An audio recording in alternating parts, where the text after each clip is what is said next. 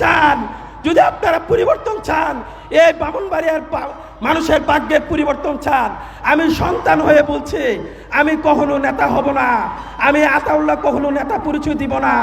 আপনারা আমাকে আপনার ছেলে হিসাবে, আপনার ভাই হিসাবে সবসময় পাশে রাখবেন ইনশাল্লাহ। আল্লাহ যদি সামর্থ্য দেয়, এতদিন ব্রাহ্মণবাড়িয়াতে আপনাদের যে প্রত্যাশা পূরণ হয়নি, আমি সংসদে গিয়ে আপনাদের সমস্যা কথা বলতে চাই, এ সমস্যার সমাধান করতে চাই। আমার প্রিয় ব্রাহ্মণবাড়িয়াবাসী, আমার পরমাত্মীয়, আমার মাটির সন্তান, আমি আপনাদের এই পবিত্র মাটির সন্তান।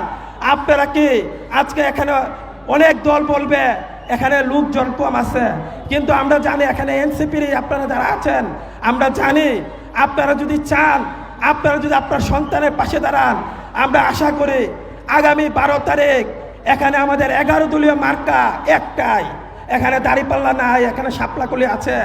আপনারা যদি শাপলাকলি আমাকে যদি বিজয়ী করেন, ইনশাল্লাহ আমরা মৃত্যুর দুয়ার থেকে ফিরে এসেছি।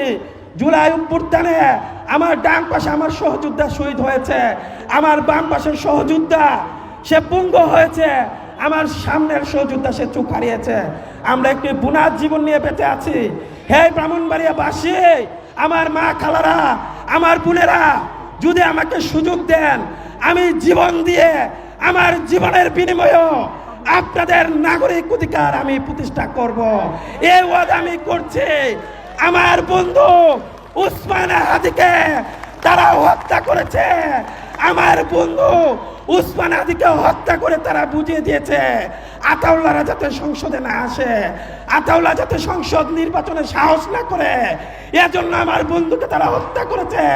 আমি বলে দিতে চাই, আপনারা যদি সুযোগ দেন, সবার আগে আমার বন্ধু উসমান হাদির হত্যার বিচার আমি করতে পারবো সবাইকে নিয়ে। আরেকটা কথা, আমরা আমার বন্ধু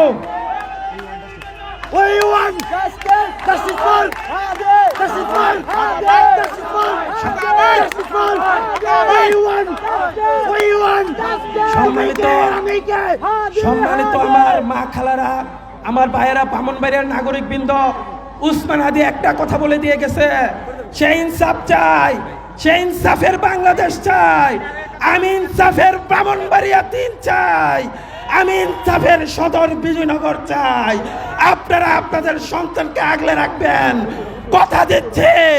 আমি যদি বেঁচে থাকি, আমি আপনাদের সন্তানদের দায়িত্ব আমি নিব ইনশাআল্লাহ।